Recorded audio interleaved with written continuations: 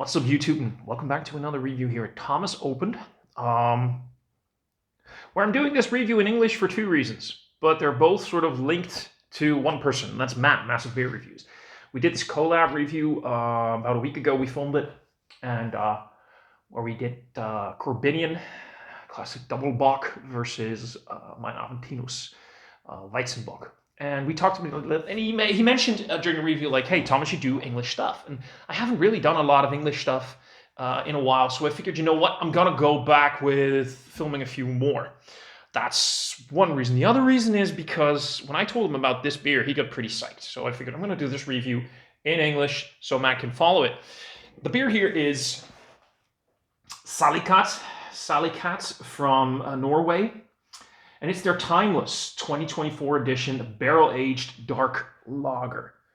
Now, I'm a dark lager fanboy. This is an imperial dark lager coming in at 8.9%, and it's bourbon barrel-aged. I have to get something out of the way very quickly. I'm not a real Salikatt fan. I know that there's a huge following, and I'm probably going to get flamed for this. They brew on point. Okay, they brew on point. Their beers are incredibly well made. There's nothing wrong with them, but the few that I've had so far, and before people go check out my Untapped and everything, I hardly check in anything on Untapped. Maybe once every few weeks, I'm like, oh yeah, let's do that. I'm never really that, like, they're very generic in their hazy IPAs. You know, that's basically most of what they do, and it's very generic. But every now and then some stuff slips in, and I'm like, oh, that sounds interesting. That sounds fun. Maybe this could be, you know, something cool. They did this, I think it was bourbon barrel-aged imperial stout as well. Anyway, it sounded interesting, but it was pretty pricey, and I figured I didn't want to get burned. You know what I mean? I hear great stuff about it, but I didn't want to get burned for fear of it being overpriced. And this one wasn't cheap either. I think it was like 13, 14 euros, but it's an imperial bourbon barrel-aged dark lager. Timeless is our bourbon barrel-aged dark lager. This delicate beer is crafted by blending carefully selected bourbon barrel-aged lagers, resulting in a timeless brew with a clean roasted character that seamlessly integrates with the nuanced notes of oak, bourbon, and vanilla from the barrel aging process. We recommend serving it at a temperature of approximately 14 degrees Celsius for the best experience. So I just got this thing from like my washing room scullery thing, where in the wintertime it's pretty fucking cold. It's around that 14 degrees Celsius range. I'm not gonna fucking check it because, you know, I'm not that obsessed with temperatures, but I am curious. And if this does what I think it could do, 8.9% ABV, if this could do what I hope it could do, it's January 5th, 2025. There's a chance that this is going to be one of my favorite beers that I'm going to review this year. A chance, okay? But we'll see. And that pours like a dark lager. Actually, that's quite, the carbonation on this seems to be pretty good, because I almost wanted to pour it too hard, because here's this thing, when I see dark and I see barrel aged, my first thing is like, gotta pour it like an asshole with a lot of like these big imperial stouts, because otherwise, you know, I'm pouring it like an asshole is, by the way, a Massive Beer Review statement. So I figured, let's pour it gently, and I'm glad I did, because this could have generated a lot of head otherwise. That is dark as dark can be. Now, if I hold it into the light, it is definitely clear beer, as in the light falls through it perfectly, but it is dark enough in like the EVUs that it's basically not see-through. It's here for you guys, it's basically black, but for me this is like very dark brown. There's some mahogany going on over there. You get like this subtlest hint of red if the light falls into it perfectly. It looks gorgeous. It's got like this sort of off-white, or not off-white, got like this khaki head thing going on. It's dissipating reasonably fast. I'm so fucking curious. I'm so fucking hyped for this. I don't want to talk anymore. I just want to get a nose of this bad boy and see what it does. Here we go. Oh, fuck.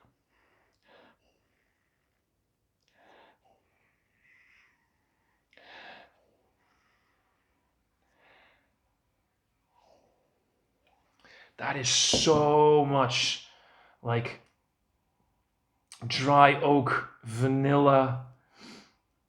They say bourbon barrels, but part of me wonders if a few rye barrels snuck in there because it has like that spicy dry thing that rye whiskey gives you. There's there's like this. There's no cinnamon in it, but it reminds me of something like a sort of soft cinnamony vanilla chocolate thing going on. And the chocolate, I'm just gonna quickly check. Like, was rye used? No, rye wasn't used. There's a sort of almost like, I'm not saying like it has buckets of cinnamon. It's not cinnamon per se, but I'm getting like this sort of cinnamon bun. I can't explain it, but there's this sort of slightly nutty, soft chocolate. There's a delicious plummy red fruit thing going on. There's this roasty, coffee roasted note, like the dark brown bread thing, roasted brown bread thing going on. Like, anyway, it's like nicely roasty toasty, but it's in the meantime. And here's where it gets so interesting. It's so delicate in a good way. Not delicate like fragile, but delicate as in I like cooking. And I love cooking with lots of spices and intense, bold flavors. But every now and then I also like the simplicity of things, the delicacy of things. You don't need a lot of things.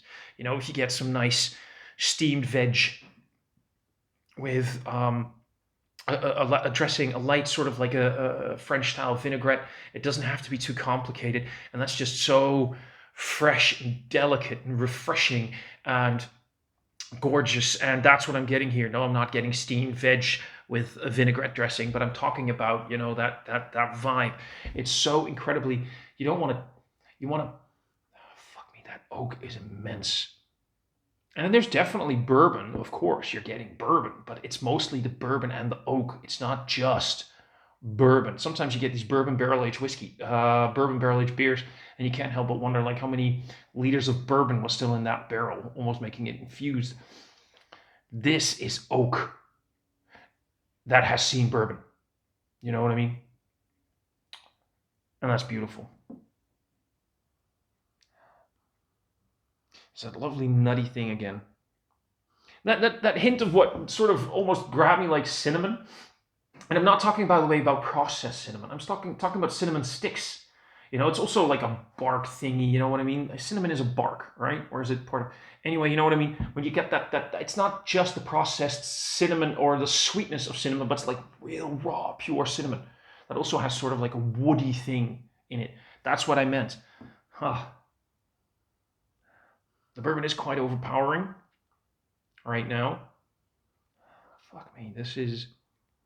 How can this be? How can this be, you know? There's definitely beer under there still. You get the dark lager. Now you have to realize that a lager in itself, even a dark lager, is never going to be the most explosive beer ever. So when you barrel age it, you need to be aware that the beer will probably be overpowered a bit, especially if the barrel aging is a bit too long. I have no idea how long this has been in the barrels. But having said that, you know,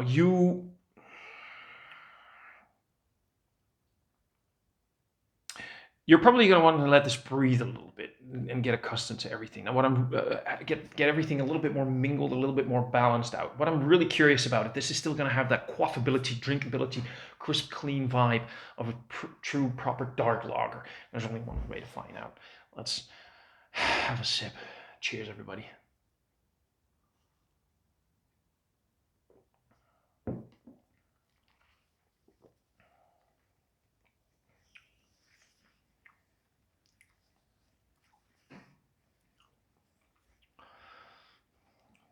It's quite velvety mouthfeel.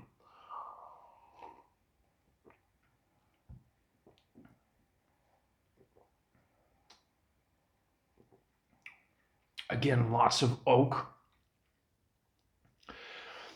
There's even almost like a tannic structural thing going on in the back.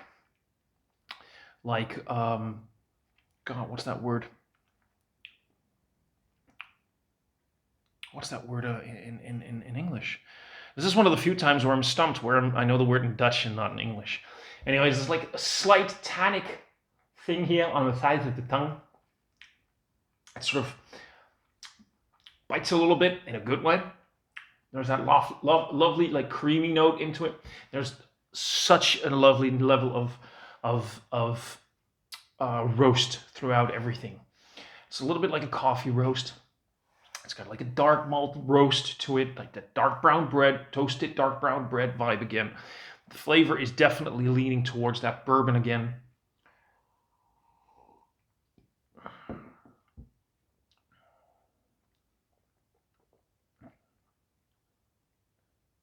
It's definitely clean.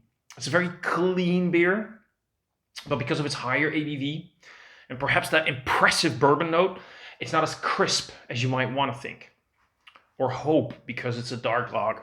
And that's, I guess, where you have to put your preconceived notions at rest. So even though it's a lager and it's definitely like a dark lager, because of the higher ABV, we're nearing the double digits, 8.9. Let's just call it almost like 9% in change. You're getting into that imperial lager territory, or you're already in that imperial lager territory, where everything will be a little bit less clean. I mean crisp, like the refreshing crisp that you would get. That it's almost like I just drank a gorgeous glass of high quality spring water. You go like, ah, but it's still very clean. Even if you get like a creamy sauce, talked about velvety, a good sauce still has that like cleanliness over cleansing palate thing, and it's still quite clean. God, I feel like I'm talking so much bullshit right now. This is the only way I can describe what I'm experiencing here, and that's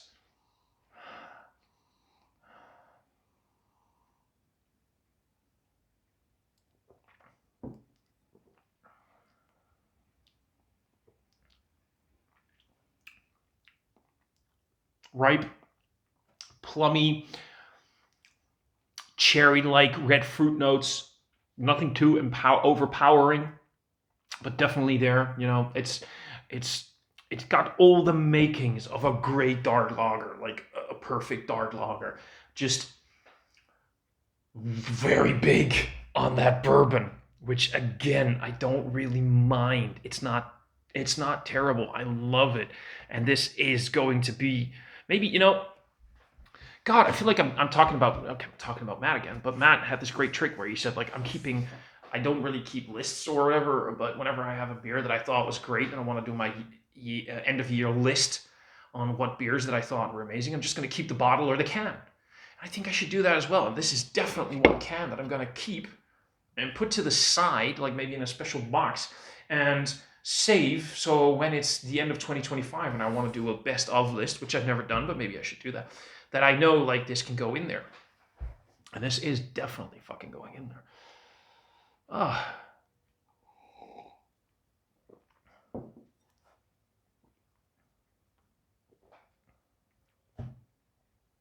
Yeah.